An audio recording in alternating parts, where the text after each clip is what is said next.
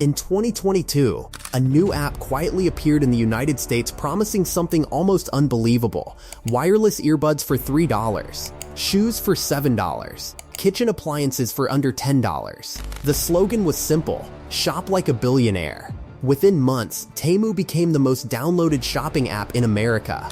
By 2023, it was running Super Bowl ads.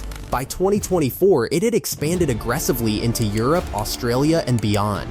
Its parent company, PDD Holdings, also behind China's Pinduoduo, surged toward a market valuation approaching $100 billion. But beneath the flood of ultra-cheap products lies a far more complex story.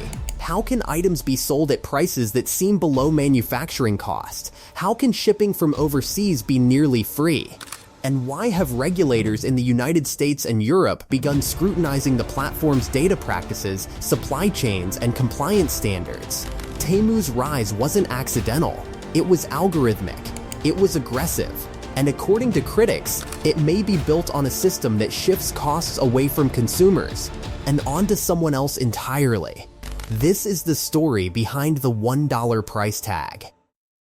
Temu launched internationally in September 2022, backed by PDD Holdings, founded by Colin Huang in 2015. Pinduoduo, its Chinese sister platform, had already mastered a growth strategy built on deep discounts and gamified shopping. Temu exported that model globally, but on an even more aggressive scale. In its early months, analysts estimated Temu was losing money on nearly every order. Products were often sold below cost. Shipping fees were absorbed. Massive advertising campaigns flooded YouTube, Instagram, TikTok, and even the Super Bowl. The logic was simple: dominate downloads first, profit later. This strategy is known as subsidy warfare. By artificially lowering prices through corporate funding, a platform can rapidly capture market share. Once competitors weaken or exit, pricing power can gradually shift. Amazon used similar tactics in its early years. Uber did the same in transportation. But Temu's speed was extraordinary. In less than 2 years, it forced established retailers to slash prices and respond with their own discount campaigns. The question is not whether the subsidies are real.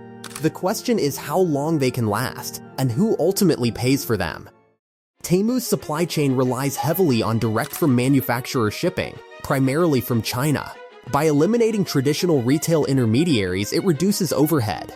But that alone does not explain $2 gadgets shipped internationally.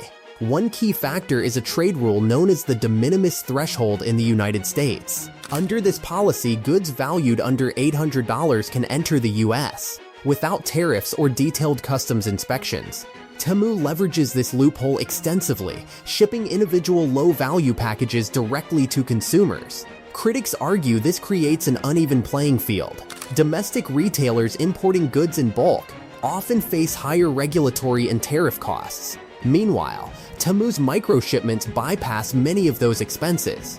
Regulators have begun questioning whether this system is sustainable or fair. Low prices are attractive, but when they rely on regulatory gaps, the structure becomes fragile. In 2023, security researchers and lawmakers raised concerns about data collection practices linked to Pinduoduo's Chinese app, which was temporarily removed from Google Play after reports of malicious code. Although Temu is technically a separate platform, scrutiny extended to its international operations. US lawmakers questioned whether Temu's data policies adequately protect American users. Like many e-commerce apps, Temu collects user behavior, browsing patterns, and purchase history. Critics worry about how such data could be handled across international corporate structures. Temu has publicly stated that it complies with local data laws and maintains separate systems for global markets. However, geopolitical tensions between the US and China have intensified suspicion toward Chinese-owned tech platforms in general. The concern is less about shopping history and more about the precedent. When an app reaches tens of millions of users rapidly, questions about oversight follow closely behind. Perhaps the most controversial aspect of Temu's rise involves supply chain ethics. Human rights groups have raised concerns about forced labor risks in certain global supply chains, particularly related to products originating from regions like Xinjiang in China. In 2023, US lawmakers urged investigations into whether Temu could guarantee its products were not linked to forced labor under the UIC for Forced Labor Prevention Act. Temu responded by stating it requires suppliers to comply with strict regulations and denies knowingly sourcing from prohibited regions. However, the nature of decentralized marketplaces complicates verification. With thousands of third-party sellers and rapid product turnover, maintaining full transparency across every listing is challenging. Low prices often mean compressed margins. And compressed margins increase pressure somewhere along the chain, whether on factories, workers, or materials. Consumers see discounts. The production journey remains largely invisible.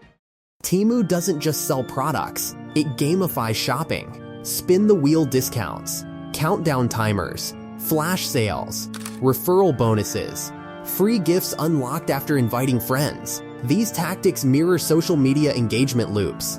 Behavioral economists describe this as variable reward reinforcement, similar to casino mechanics.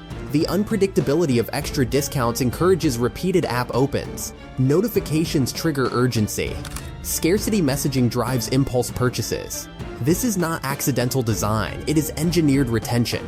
The average order value may be small, but frequency is the goal. The more often users return, the stronger the habit loop becomes. Critics argue that ultra-cheap pricing combined with gamified mechanics encourages overconsumption and waste. Many items purchased impulsively may never be used long-term. The environmental cost of mass-produced, low-cost goods shipped individually across continents adds another layer to the equation. Cheap rarely means simple. PDD Holdings' valuation surged past $100 billion as global expansion accelerated. Investors see a formula that worked in China being replicated worldwide. But expansion invites scrutiny. The European Union has launched investigations into whether Temu complies with consumer protection and product safety standards under the Digital Services Act. US lawmakers have proposed tightening de minimis rules that benefit ultra-low-cost imports. If regulatory loopholes narrow, Temu's price advantage could shrink. If subsidy funding slows, prices may rise. If trust erodes, downloads may decline. The model depends on scale. Scale depends on growth. Growth depends on continued tolerance from regulators. The question facing Temu is not whether it can sell cheap products. It's whether the ecosystem supporting those prices can survive sustained global pressure. Temu promises abundance at almost no cost. It promises that everything is affordable. It promises instant access to global manufacturing. And for millions of users, it delivers exactly that. But behind every $1 listing lies a chain of subsidies, regulatory structures, supply pressures, and data systems that most customers never see. Ultra-low prices don't eliminate cost. They relocate it. Maybe onto factories. Maybe onto the environment. Maybe onto future pricing. Maybe onto regulatory systems struggling to keep pace. Temu's success is not magic. It is structural. And as history has shown with other fast-scaling platforms, the true test begins after dominance is achieved, when the spotlight intensifies. Because when something looks too cheap to be real, the real story is usually happening somewhere else.